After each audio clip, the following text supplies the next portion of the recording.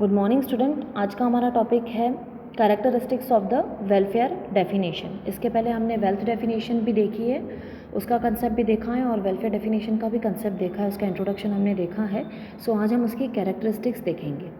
उसमें ए है Marshall shifted the emphasis from wealth to the human beings and human welfare. Marshall ने क्या किया है, अपना जो बहुत ज़्यादा इंपॉर्टेंस दिया है वो किसको दिया है, ह्यूमन वेलफेयर को दिया है रेदर देन वेल्थ। जो आदम स्मिथ है उसने वेल्थ को ज़्यादा इंपॉर्टेंस दिया था, उसने ह्यूमन बीइंग को इन्वॉल्व ही नहीं किया था। बट मार्शल ने किसको इन्वॉल्व किया है, ह्यूमन वेलफेयर को। और वो सारी चीज़ें जिससे कि ह्यूमन का वेलफेयर होता है, वो सारी चीज़ों का जैसे कि मटेरियल थिंग्स को भी इंक्लूड किया है और ह्यूमन वेलफेयर को भी इंक्लूड किया है। बिकॉज ह्यूमन का वेलफेयर किससे होता है, मटेरियल थिंग्स से। So it is concern with men ordinary business of life, यानी फर्स्ट इंपॉर्टेंस जो है emphasis on human welfare. So in the ordinary business of life the Marshall give more importance to the human welfare rather than wealth. So it is related to both his health getting and his wealth getting and wealth using activities. So it is related to both, यह किससे रिलेटेड है, दोनों चीज़ों से, wealth getting और wealth using activities.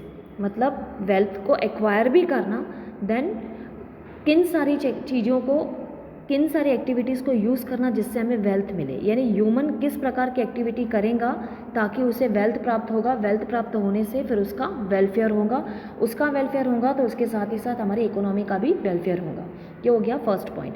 Second is making economics social science. Marshall laid greater emphasis on economics being a social science. Marshall ने अपना ग्रेटर एम्फासिस किसको दिया है, economics is a social science. उसके अकॉर्डिंग इकोनॉमिक्स यह सामाजिक विज्ञान है। This is lifted economic to realm of a science. So उसने इकोनॉमिक को साइंस के साथ जोड़ा है। आया समझ में। वेल्थ के अकॉर्डिंग क्या था, it is a normative science, but इसके अकॉर्डिंग क्या है, it is a social science. So third is economics is the study of man as they live and move think in the ordinary business of life. Third point क्या हमारा, study of man and net wealth. Study of man, अब study of man कैसे हम करेंगे, economics is a study of man. Marshall के according economics यह एक study है मैन की, जिसमें हम किस किस की स्टडी करेंगे, वो कैसे जीवन बिताता है, कैसे मूव करता है, कैसे वो एक्टिविटीज़ करता है, उसके बाद क्या क्या उसकी सोच है, ये सारी बातें हम देखेंगे स्टडी ऑफ मैन में according to welfare. So come to the evaluation. Material welfare definition has been sharply criticise by Robbins. Robbins के द्वारा इसकी वेलफेयर की डेफिनेशन को क्रिटिसाइज़ किया गया है। इसमें है टोटल 4 पॉइंट्स। फर्स्ट है classificatory definition, second is welfare can not be measured accurately, not a normative science, fourth is not a social science but a human science. According to Robbins, the Robin has criticized this definition as being classificatory rather than analytical. He has criticized the distinction between material and non-material thing as drawn by the Marshall. Robin के according जो definition martial ने दी है वो क्लासिफिकेटरी है और दोनों में difference है, मटेरियल और नॉन मटेरियल थिंग्स में डिफरेंस उसने एक ड्रॉबैक निकाला है कि दोनों में यह डिफरेंस आता है according to Marshall. Distinction between material and non material thing as drawn by Marshall. Marshall ने इन दोनों के बीच में एक डिफरेंस निकाला है, but according to Robbins it is criticise, मतलब इसमें कुछ त्रुटि है कि ये जो वाक्य है वो सही नहीं है according to Robbins. Second is welfare can not be measured accurately.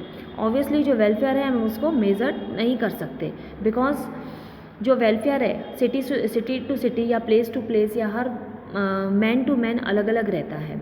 Her country की अपनी एक सक्सेस रहती है और हर कंट्री का अपना एक जरिया रहता है इनकम अर्न करने का, ह्यूमन के वेलफेयर को बढ़ाने का। So human welfare is a subjective concept which varies from person to person and place to place. So it is not possible to measure it accurately. So it is not possible कि हम उसको properly measure कर सके। Money is not an accurate measure of welfare. Money जो है, money से भी हम वेलफेयर को मेज़र नहीं कर सकते।